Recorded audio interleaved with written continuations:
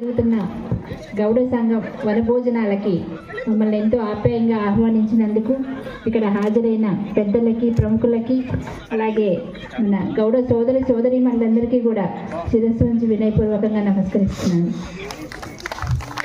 ఇంతకుముందు కూడా నేను గతంలో 3-4 సార్లు కూడా వచ్చాను.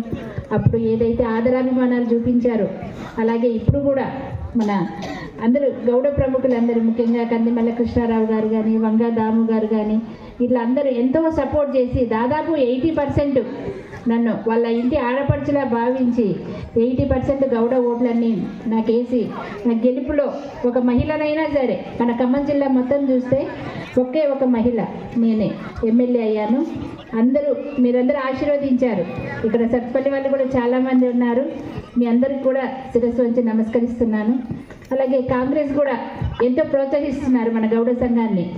ఎందుకంటే ఇప్పుడు మన మంత్రివర్గంలో చూస్తే పొన్నం ప్రభాకర్ గారు ఆర్టీసీ మంత్రి, అలాగే మరి మన మహేష్ కుమార్ గౌడ్ గారు కాంగ్రెస్కి పిసిసి ప్రెసిడెంట్ ఇచ్చారు. ఇట్లా అట్లే మొన్న ఈ మధ్యనే పోయిన నెలలోనే కాటమయ్య రక్షణ కవచాలని మన గౌడన్నలు మరి చెట్లు ఎక్కేటప్పుడు ఏదైనా ప్రమాదాలు జరిగితే ఇబ్బంది, వాళ్ళకి అంగవైకల్యం జరగవచ్చు, ప్రాణహాని జరగవచ్చు అన్న ఉద్దేశంతో అలా జరగకూడదు అని మరి హిమాలయ పర్వతాలకి అధిరోహించే సైంటిస్టులతోటి తయారు చేసే సైంటిస్టులతోటి మాట్లాడి వాళ్ళకి అంత సేఫ్టీగా వాళ్ళకి ఆ రక్షణ కవచాలు అనేవి కూడా ఒక్కొక్క కిట్ 10 నుంచి 15 వేల మధ్యలో ఉంటుంది. అది కూడా పంపిణీ చేయడం జరిగింది. ఇట్లానే అలాగే మరి మన కమ్యూనిటీ కార్మికులకు కూడా ఇక ముందు ఇన్సూరెన్స్ కానీ ప్రమాద బీమాలు ఇవన్నీ కూడా కల్పించడం జరుగుతుంది. అన్ని విధాలుగా అండదండలు ఇస్తూ వస్తున్నారు కాంగ్రెస్ కూడా. మీరందరూ కూడా మరి పిల్లల మీద ఎక్కువగా ఇప్పుడు మనము వెనుకబడి ఉన్నాం.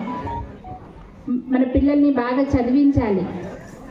మంచిగా చదివిస్తే ఎడ్యుకేషన్లో ముందుకెళ్తే మనం కూడా ముందుకెళ్తాము, హై లెవెల్స్కి వెళ్తాము, అచీవ్ చేసుకోవచ్చు.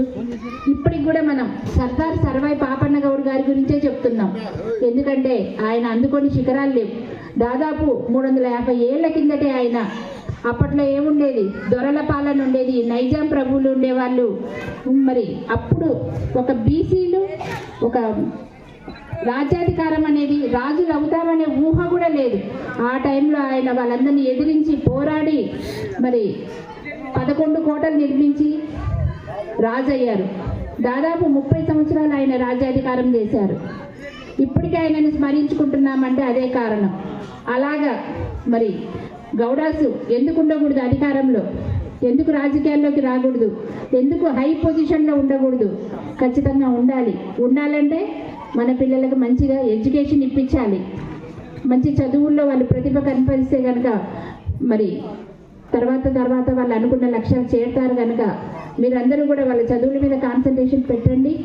అలాగే అందరూ కూడా మన గవర్నమెంట్ నుంచి వచ్చే పథకాలు ఏవైనా సరే, ఇప్పుడు డ్వాక్రా మహిళలు ఉన్నారు, బీసీలకు ఎన్నో లోన్లు వస్తున్నాయి, డ్వాక్రా గ్రూపుల్లో వస్తున్నాయి.